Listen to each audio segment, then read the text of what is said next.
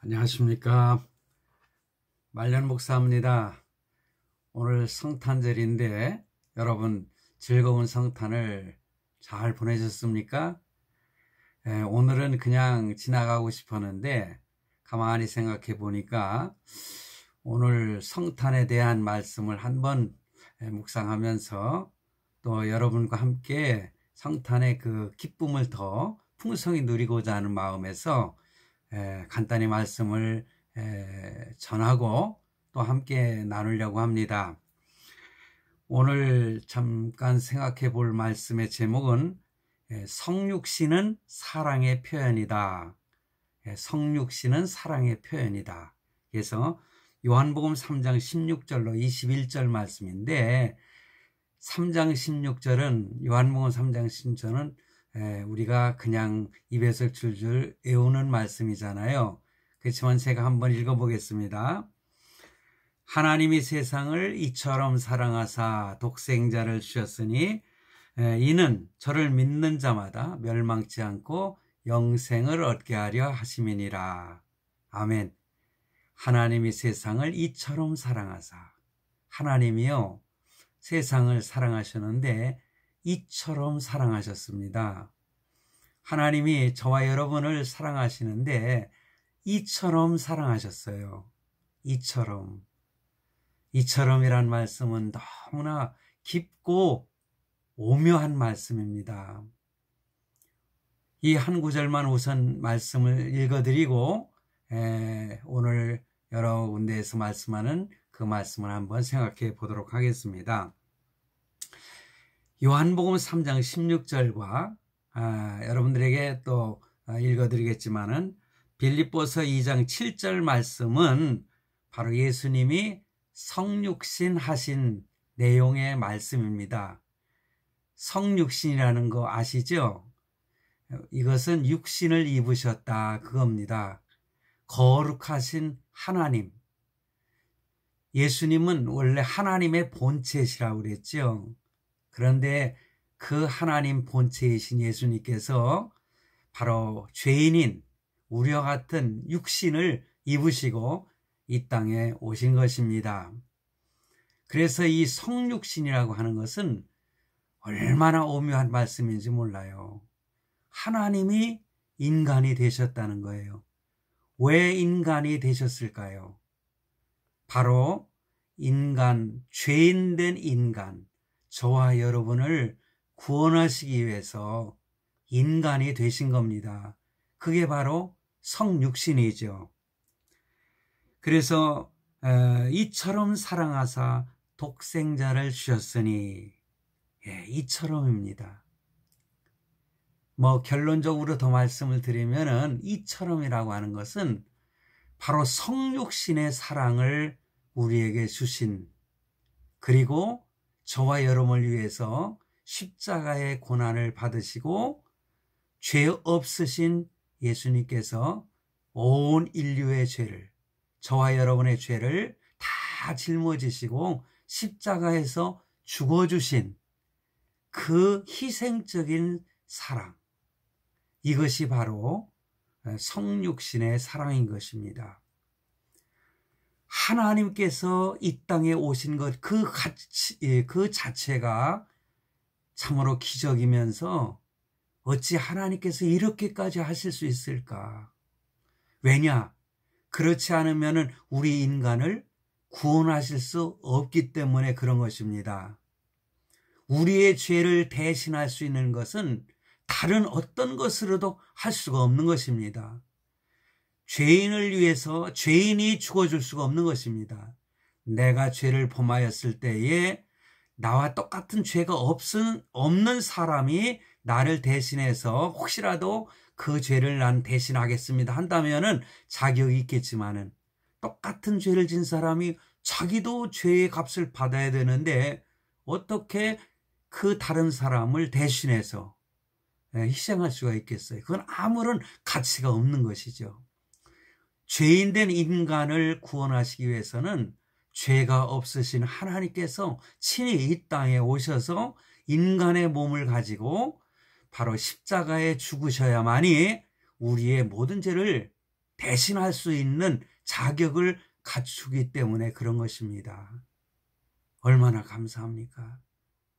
그러니 이것이 어떤 것으로도 헤아릴 수 없는, 하늘보다 높고 땅보다 깊고 바다보다 깊고, 뭐 어버이의 은혜가 그런 사랑이라고 하지만은 그 이상의 정말 사랑이 바로 예수 그리스도의 성육신의 사랑, 아기 예수로 이 땅에 오신 것입니다. 아기 예수께서 오셔서 인간의 몸으로 오셔서 33년 동안 이 땅에 계시다가 우리의 모든 죄를 감당하시기 위해서 십자가에 죽으신 것입니다. 그러니 우리는 이 사랑의 그 감격과 감동이 무엇으로 표현이 되어야 될까요?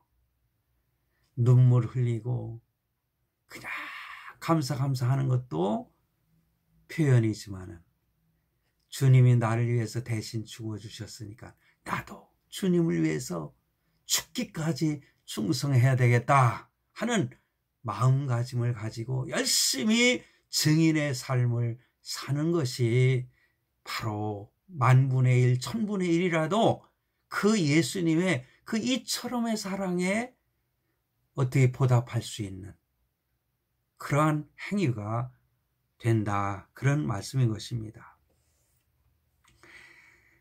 그런데요, 요한복음 3장 16절 이하에 보면은 참 이 땅에 주님께서 오셨지만은 많은 사람들이 예수님을 거부했습니다. 유대인들이. 왜 그들이 예수님을 받아들이지 않았을까요? 그들은 어두움에 속하여 있는 존재들이기 때문에 그렇습니다. 어두움은 빛 가운데 나올 수가 없는 것입니다. 그러므로 예수 그리스도를 그들은 용납지 아니했고, 그들은 빛보다 어두움을 사랑했기 때문에 예수님을 십자가에 잡아 죽이는 악행을 행하게 된 것입니다.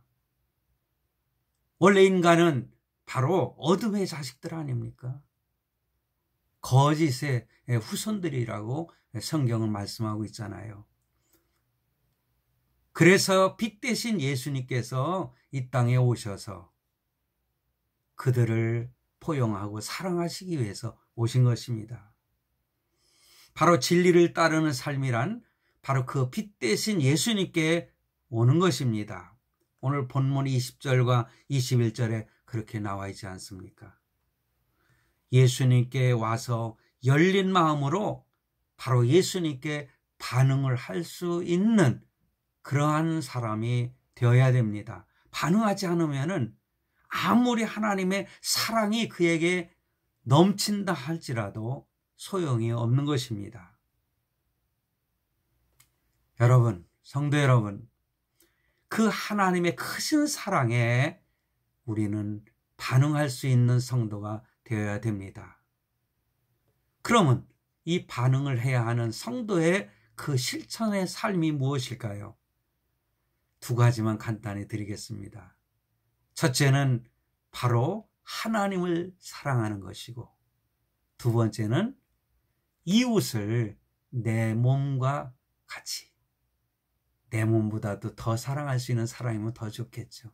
그래서 사랑의 그 뭐라고 할까요? 표현은 하나님 사랑과 이웃 사랑으로 하나가 되는 것입니다. 그게 사랑의 완성인 것입니다. 너희는 먼저 그의 나라와 그 의를 구하라. 우리의 삶의 우선순위를 바로 먼저 그 나라, 하나님의 나라와 하나님의 의를 구하는 삶입니다. 먼저 하나님을 사랑하는 것이죠. 하나님을 사랑하는 것은 바로 우리의 신앙 생활의 기본이요, 그게 하나의 초석이 되는 것입니다. 하나님보다 다른 것을 더 사랑한다면요, 그건 바른 믿음이 아니지요.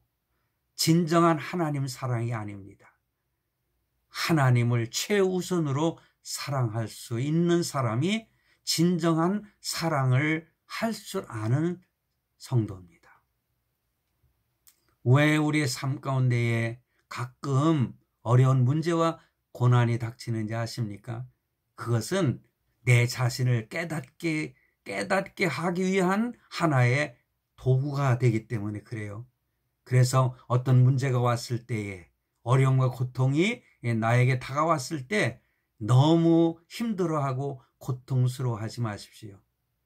바로 그것을 통해서, 고난을 통해서 하나님의 인자하심과 사랑을 우리에게 깨우쳐 주시고 또 보여주시기 위한 하나의 도구라고 하는 사실을 깨달아야 되는 것입니다. 바로 가끔 그러한 문제가 발생하는 것은 내 삶을 뒤돌아봐야 돼요. 혹시라도 하나님 우선주의가 아니라 하나님보다 내가 더 치우치고 더 사랑하는 것이 있었던가? 하나님보다 내 아내를 더 사랑하고, 하나님보다 내 자식을 사랑하고, 하나님보다 내 물질을 더 사랑하고, 하나님보다 더 명예와 권세를 더 사랑하지는 않았는가? 그렇다면 이런 것을 다 포기하라는 말인가요? 그렇지 않습니다. 하나님보다 더 사랑하지 말라는 것입니다. 과거에 저희 모친께서 예수를 영접하시기 전에 저를 미워하시면서 말씀하신 것이 있어요. 저놈은 나보다 지가 섬기는 하나님이 더 좋대. 그러면 제가 뭐라는지 압니까? 그럼 엄마보다 우리 하나님이 더 좋은 걸 어떡해? 난 하나님을 더 사랑해. 그러니 거봐, 다 알아 이놈아. 니놈이 그래, 너 혼자 하나님 사랑하면서 잘 살아봐라. 그래요. 그러면 저는 그러죠. 그러나 어머니, 두 번째로 사랑하는 게 엄마예요. 엄마. 예? 하나님을 사랑하지만은 이 세상에서는요, 그 어느 누구보다 나는 엄마를 더 사랑해요. 이 저놈 하는 말 봐라. 저 입찬소리 하지 마. 그러면서 저를 갖다 막 몰아치시면서도 은근히 하나님을 이 세상에서는 하나님 빼고는 제일 사랑한다고 하니까는 은근히 좋아하시더라고요. 그거예요. 모든 것을 포기하라는 것이 아닙니다. 하나님을 사랑하면은 하나님은 그 다음의 것들을 우리에게 복으로 주시는 거예요. 이거를 알아야 됩니다. 그런 사람들은요, 그걸 깨닫는 사람들은 하나님을 생명처럼 사랑합니다. 우리의 삶의 가장 큰 우선순위로 삼고 살게 되는 것입니다. 예수님께서도 베드로에게 부활하신 후에 나타나셔서 그런 말씀을 하셨잖아요. 베드로야, 내가 다른 어떤 것들보다도 나를 사랑하느냐? 주님, 내가 주님을 사랑하는 거 주님이 아시지 않습니까? 그래, 내 양을 먹이라. 이렇게 예수님은 3번 질문을 하시고 내 양을 치라, 내 양을 먹이라. 이 말씀은요, 네가 나를 사랑하는 걸 아는데 그렇다면은 내 이웃을 사랑하라. 내 양떼들을 사랑해 주라. 그리고 돌봐주라. 그렇게 당부하시는 것입니다. 우리는 하나님의 말씀을 너무, 말씀 자체 하나하나 의미를 너무 깊이 파고들 필요는 없어요. 내가 나를 사랑한다면은 내 이웃을 내 몸같이 사랑해라. 그렇게 예수님이 말씀하신 겁니다. 우리 하나님을 잘 알아야 됩니다. 아까도 말씀을 드렸지만은 우리의 삶 속에 믿고 순종해도 때때로는 이러한 시련이 찾아올 때가 있는데 그 시련을 잘 이겨내시기 바랍니다. 그러면서 하나님을 더욱더 사랑하시면은 모든 어려움과 시련을 이길 수 있고 더 큰 풍성한 축복을 하나님이 하시는 것입니다.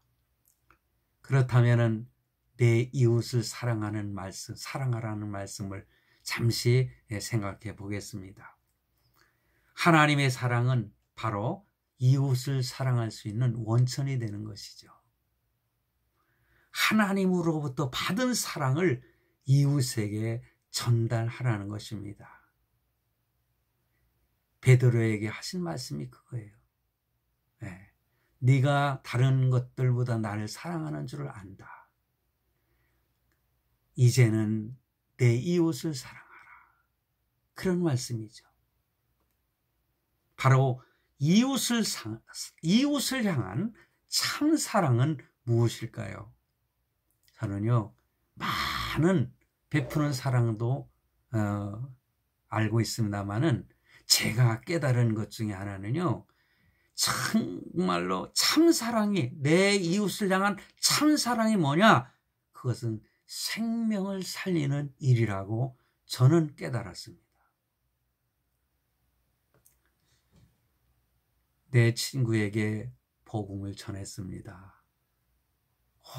오랜 동안 막 토론도 하고, 제가 예수 믿으라면은요, 그냥 자기가 가지고 있는 세상적인 지식을 가지고 막 반대 토론을 하고 막 그러던 친구예요. 참으로 사랑하는 친구죠. 그런데 이 친구가 예수 믿은 이후에 뭐라고 하시는지 아십니까? 너는 내 생명의 은인이다. 그렇게 표현을 하더라고요. 제가 친구를 가장 사랑한다면은 바로 그 생명을 구원하는 일이라고 생각을 합니다.